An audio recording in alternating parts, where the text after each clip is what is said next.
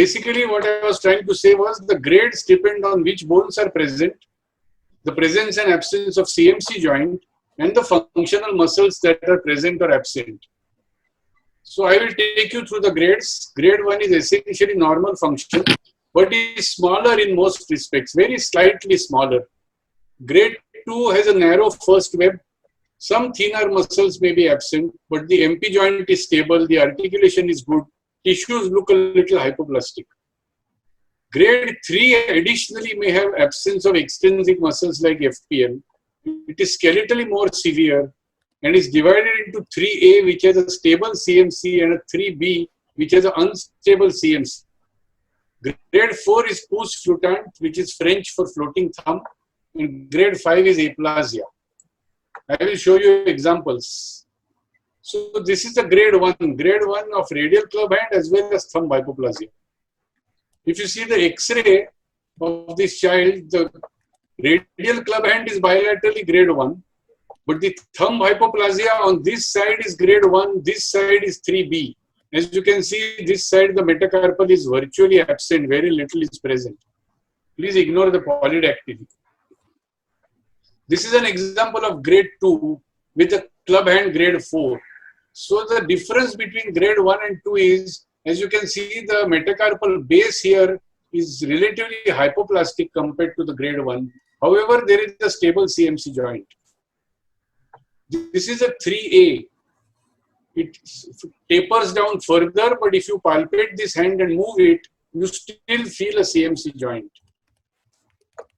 This is a 3B, where the CMC joint is in poor condition. This is 4, pouce flottante, and this is grade 5, that is aplasia. We go back to the X-rays. This is aplasia, and this is a pouce flottante. Grade 1, either no treatment or sometimes Huber's transfer. Grade 2 typically requires a Huber's transfer. We also sometimes do a tendon transfer for the grade 1 RCH which is present, plus of course the Huber. So here I am showing you an example, FCR being taken to FCU to change the alignment in the wrist vector, and the ADM being taken to the APB. So this is the wrist part, we'll ignore that, we'll go to the ADM part. So you take out the ADM from the side of the hypothenar eminence along with its tendon. So like this, ADM is exposed, ADM harvested, keep the capsule of the MP joint intact, note the deep branch of the ulnar nerve supplying the ADM, and a close-up of the motor nerve. This is showing the vasculature, and then you put your mosquito forceps through, and you pull it through and put it onto the APB. This is a grade 2 after ADM transfer. This is showing a function in a grown-up patient. You can also see the incision of the club hand.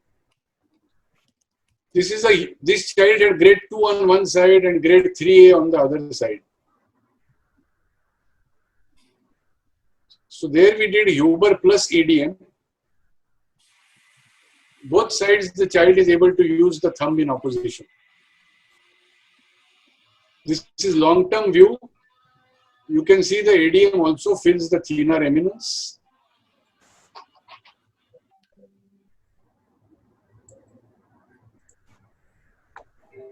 Grade 3B, I normally prefer polycization. However, there is the alternate technique in the interest of the CME, I am showing it.